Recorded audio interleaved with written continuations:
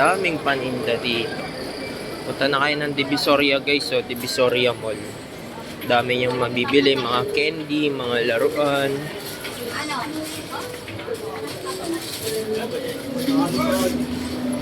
Kaya tayo sa taas. Ayan, mga kanta na Christmas. Daming candy. Dito, may durian flavor. Guys, andito na naman tayo sa Divisoria. Mawiwili ka na naman mamili dito. Ayan mo. Puro mga chocolate, mga candies. Diba? Dati, naalala ko nun. Gustong-gusto kong nakakatanggap ng mga chocolate galing ibang bansa. Pero ngayon nagkalat na dito sa Pilipinas. Parang ikaw na yung mananawa ngayon. Tapos ang mumura pa. Dami. Oo, diba? Dito yan guys sa Divisoria Mall. Ayun si mama ko. Dami. Tingin pa tayo banda dito. Ito masarap to yun. May mga iba't ibang klase pa ng almond. Almond with chocolate. Dami. Ito guys, uso to yun. Ito mga iba't ibang klaseng gamis. Gamis. Mga candy, may tamarind.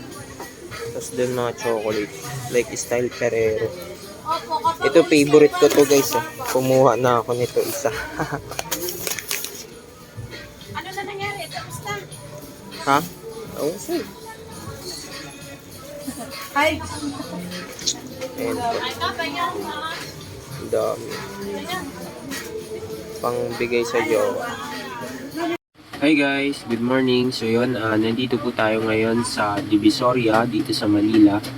So yun, gusto ko lang i-share sa inyo na dito sa Divisoria na kahit umulan, umaraw, so talaga napakasipag ng mga tao na nandito. Alam mo yun, yung effort nila, ayan o, nakikita nyo yung mga dumadaan. Talagang dito hindi nauubusan ng tao guys. Dito mo makikita kung gaano kasisipag ang mga Pilipino. Grabe, nakakaano lang. Nakakatuwa lang kasi alam mo yun, kahit sa ganong hirap ng buhay, syempre kailangan mong kumayod para kumita ng pera. Kasi kung tatambay ka lang sa bahay nyo, ganun, wala kang mapapala, wala kang magiging pera, ganun. Pero ito, tignan nyo sila kung gaano sila kasipag, lalo na tong mga kargador. Sobrang saludo talaga ako sa mga kargador na to, grabe.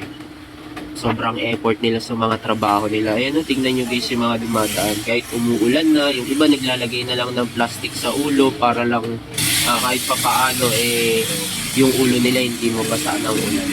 Pero yung effort nila sa paghahakot ng mga kargada, ng mga binyahe ng mga biyahero, grabe. Ayan o, tingnan nyo yan o. Grabe kung gaano kadami yan, di ba?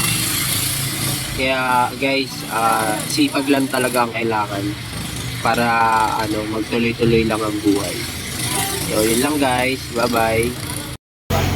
Guys, baha na naman. Wala nang ulan pero baha pa din. Ang sarap magpatakbo ng mabilis dito, no? Kawaway nasa gilid. Grabe ang baha. Baha is life. Para kaming tumatawid ng dagat. Kawaway nasa loob.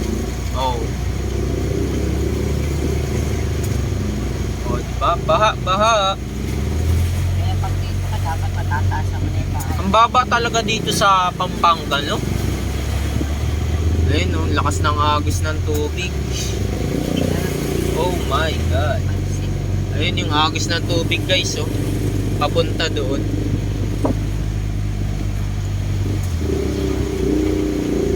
Kawawa dito pag pinasok ng tubig yung mga tambutso ng ng motor. Ha. Kawawa naman, bilis magpatakbo nung isa, oh. Kawawa naman yung sinusundan niya. Ay yung tricycle sa gilid. Okay, kaya niya yan, kuya. Ayan po. La. Uy. Tilapia na. Grabe, lalim naman dito. butain. Mahaba-haba din yan. Oo nga.